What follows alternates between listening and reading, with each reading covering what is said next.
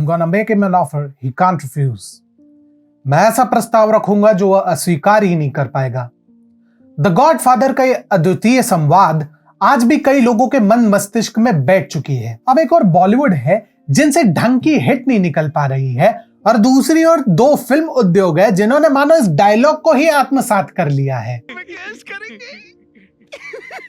पैसा ही पैसा होगा। नमस्कार, स्वागत है आपका TFI पर, जो है देश का सबसे विश्वसनीय अल्टरनेट न्यूज मीडिया पोर्टल। और मैं अनिमेश पांडे आपको बताऊंगा कि कैसे कन्नड़ा और तेलुगु फिल्म उद्योग छोटे छोटे फिल्मों से करोड़ों का व्यापार कर रहे हैं, और कैसे बहुभाषीय सिनेमा का यह रूप मनोरंजन और आर्थिक रूप से भारतीय सिनेमा के लिए काफी लाभकारी सिद्ध हो रहा है। इससे पूर्व कि हम आगे बढ़े, यदि आपको हमारे विचार पसंद आते हैं तो आप हमारे वीडियो को लाइक कर सकते हैं एवं आप हमारे चैनल को सब्सक्राइब कर सकते हैं और हमारे फेसबुक पेज को अवश्य फॉलो करें। तो अविलंब आरंभ करते हैं। इन दिनों भारतीय सिनेमा में अजब मुर्दनी छाई हुई है, विशेषकर बॉलीवुड में, जिसका हाल तो पूछिए ही मत। यहां तो अकाल पड़ चुका है, इनोवेशन का भी और कलेक्शन का भी। दूसरी ओर तेलुगु और कन्नड़ा उद्योगों ने ऐसा अनोखा फॉर्मूला निकाला है जो बॉक्स ऑफिस पर बवाल काट रहा है। विश्वास नहीं होता तो तनिक इन फिल्मों को देखिए। शेट्टी बंधुओं ने गरुड़ गमन वृषभ विमान के पश्चात निकाला कंतारा। यूं तो यह फिल्म कन्नड़ा में प्रदर्शित हुई है और इसका हिंदी संस्करण 14 अक्टूबर को प्रदर्शित हुआ, परंतु 20 करोड़ में बनी इस फिल्म ने अभी से बॉक्स ऑफिस पर तांडव करना प्रारंभ कर दिया है। केवल 16 दिनों में इसका वैश्विक कलेक्शन 100 करोड़ से अधिक हो गया, जो मूल बजट का 5 गुना है, जिसमें 60 करोड़ केवल घरेलू कलेक्शन से आए। यह तो कुछ भी नहीं है। इसी फिल्म के निर्देशक ऋषभ शेट्टी के अग्रज रक्षित शेट्टी ने इस कला में मानो महारत प्राप्त कर ली है। अवने श्रीमन नारायण से सफलता प्राप्त करने के पश्चात उन्होंने ऐसी ही मनोरंजक और तथ्यपरक फिल्मों की ओर ध्यान दिया, जिसमें धार्मिकता भी आश्चर्यजनक रूप से काफी अधिक आत्मसात की गई।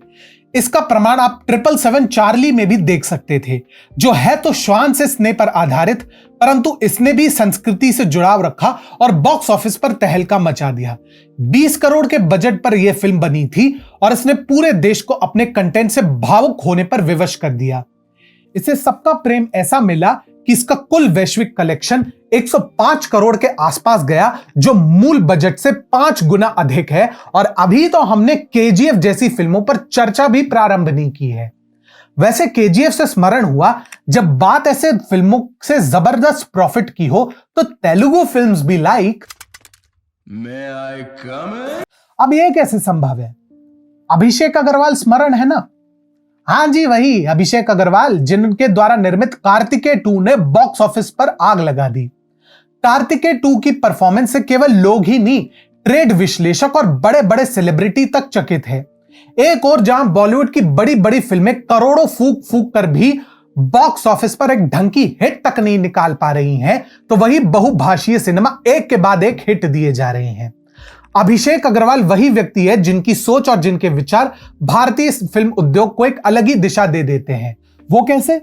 गागर में सागर भरने को अभिषेक अग्रवाल ने एक अलग ही रूप में परिभाषित किया है। एक और बॉलीवुड 100 करोड़ के फ्लॉप प्रदर्शित कर रहे हैं और ये मानने को ही तैयार नहीं है कि उनके उद्योग में कोई कमी है। वहीं दूसरी ओर अभिषेक अग्रवाल तेलुगु उद्योग में अपनी कुटिया स्थापित कर कुछ 5 से 25 करोड़ में फिल्में बनाते हैं, जो आज के परिप्रेक्ष्य में कुछ भी नहीं है, परंतु उसका कलेक्शन उसका 2 गुना, 3 गुना, यहां तक कि 4 गुना भी हो जाता है। यही नहीं, उनकी फिल्मों से कभी कभी ऐसे लोगों को भी प्रसिद्धि मिलती है जो कल तक अपनी योग्यताओं को सही मंच पर प्रदर्शित करने हेतु स्ट्रगल कर रहे थे। उदाहरण के लिए कन्नड़ा फिल्म किरिक पार्टी का तेलुगु रीमेक किरक पार्टी जब बना तो उसमें अभिषेक अग्रवाल भी जुड़े। इस फिल्म को बनाने में मुश्किल से 4 से 5 करोड़ लगे, परंतु इसका बॉक्स ऑफिस कलेक्शन लगभग चौगुना रहा, यानी 16 करोड़। उसी वर्ष आई गुड़ाचारी, जो गुप्तचर पर आधारित फिल्म थी और जिसने रातों रात कभी बाहुबली में भल्लाल देव के पुत्र के रूप में चर्चित अभिनेता अडवी शेष को सुपरस्टार बना दिया, क्योंकि 6 करोड़ के बजट में बनी इस फिल्म ने 25 करोड़ का व्यापार किया था। परंतु बात यहीं पर खत्म नहीं होती। अभिषेक अग्रवाल ने सोचा क्यों ना तेलुगु उद्योग से आगे बढ़ा जाए, और उन्होंने बात की विवेक अग्निहोत्री के साथ। परिणाम निकला द कश्मीर फाइल्स। इसकी राह सरल नहीं थी। एक तो कोविड का प्रकोप, ऊपर से बॉलीवुड का वर्चस्व। स्थिति तो ऐसी थी कि स्क्रीन तक मिलने के लाले पड़े हुए थे। परंतु वो कहते हैं ना, सच्चे मन से किया गया कोई कार्य निष्फल नहीं होता। मात्र 600 स्क्रीन पर प्रदर्शित होने वाली द कश्मीर फाइल्स बिना किसी लाग लपेट के भारतीय इतिहास के एक स्या पक्ष को दिखाने के लिए जनता का प्रिय बन गया और मात्र 15 करोड़ के बजट में बनी ये फिल्म देखते ही देखते बॉक्स ऑफिस पर 350 करोड़ से अधिक बटोर ले गई। वो भी तब जब सामने राधे श्याम, RRR, बच्चन पांडे, यहां तक कि KGF जैसे बड़े बजट की फिल्में लगी हुई थी। वैसे वैल्यू से स्मरण हुआ, कथावाचन के भी तरीके होते हैं और यहीं पर कन्नड़ा और तेलुगु फिल्म उद्योग बॉलीवुड को पटक पटक के धो रहे हैं। इसका सबसे प्रत्यक्ष प्रमाण है तेलुगु में प्रदर्शित सीतारामम, जिसने पुनः निश्छल निष्कपट प्रेम कथाओं को लोकप्रिय बनाया है। जो कहते कि ब्रह्मास्त्र में क्या कमी थी, उसका VFX देखो, उसके गीत देखो। इधर आ बाउड़म प्रसाद, एक ये भी फिल्म है जिसे हमारी भाषा में भी ना रिलीज किया गया, परंतु इसकी भावना, इसके भाव इतने स्वच्छ और इतने सौम्य थे कि जनता की मांग पर फिल्म निर्माताओं को इसका हिंदी संस्करण भी निकालना पड़ा। इस एक दृश्य में आप समझ सकते हैं कि कैसे यह फिल्म हम सबको भावुक कर गई, वो भी बिना कोई ढिंढोरा पीटे। जवाब तो देना चाहती हूँ, पर हालात ही कुछ ऐसे है कि बात जो भी है बताओ सीता। इसके ठीक उलट ब्रह्मास्त्र में ना कथा थी, ना तर्क, और धर्मशास्त्र की बात तो भूल ही जाइए। परंतु सीतारामम ने अपने समय को भी ध्यान में रखा, अपने भावना को भी, और इस सब कार्य केवल 30 करोड़ के बजट में ही पूर्ण हो गए। यूं ही नहीं कहा गया है। सेंटिमेंटल वैल्यू नहीं, रियल वैल्यू देखो डालेंगे। और बॉलीवुड क्या कर रहा है? 10-20 करोड़ तो छोड़िए, एक रीमेक बनाने में भी इन्हें 100 करोड़ से कम नहीं लगते। विक्रम वेधा की हिंदी रीमेक में बताइए कितने रुपए लगे? बताइए 175 करोड़, जबकि मूल फिल्म इसके 10% से भी कम दाम में बनाई गई थी। और उसने घरेलू बॉक्स ऑफिस पर कितने कमाए?